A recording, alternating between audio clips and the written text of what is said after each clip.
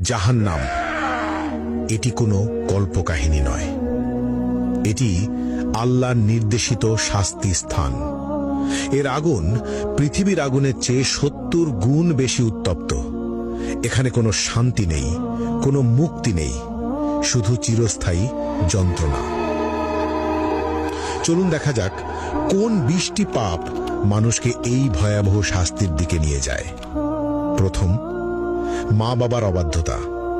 পাপ অভিভাবকের প্রতি অবমাননা বা তাদের কথা না মানা। শাস্তি আগুনের চাবুক এবং গলিত সীসা দ্বারা তীব্র যন্ত্রণা। প্রতিটি আঘাত মস্তিষ্ক পর্যন্ত অনুভূত হবে। দ্বিতীয়, কৃপণতা। পাপ আল্লাহর পথে খরচ না করা, দান সদকায় এড়ানো। শাস্তি গলিত ধাতু পান করতে হবে, যা পেটের ভিতর আগুনের মতো জ্বলবে। তৃতীয়, মিথ্যা ও প্রতারণা। পাপ মিথ্যা বলা এবং মানুষের বিশ্বাস ভাঙা। শাস্তি জিহুয়া বের করে লোহার শিক দিয়ে বারবার পোড়ানো এবং ছিঁড়ে ফেলা হবে। চতুর্থ, জিনা ও ব্যভিচার। পাপ অবৈধ সম্পর্ক, অশ্লীলতা বা পর্নোগ্রাফি দেখা।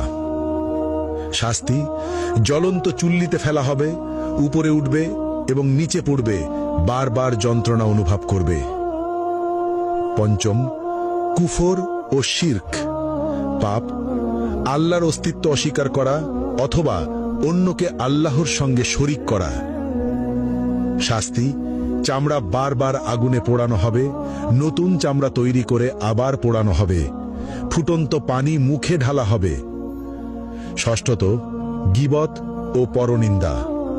পাপ অন্যের দোষ খোঁজা এবং অনুপস্থিতিতে সমালোচনা করা।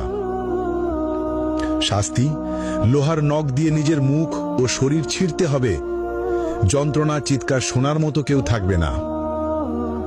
সপ্তমত, অন্যায়ভাবে হত্যা, নিরপরাধ মানুষ হত্যা। শাস্তি আগুনের নদীতে ডুবিয়ে রাখা হবে, যেখানে বারবার দগ্ধ হতে হবে। অষ্টম, নামাজ ত্যাগ।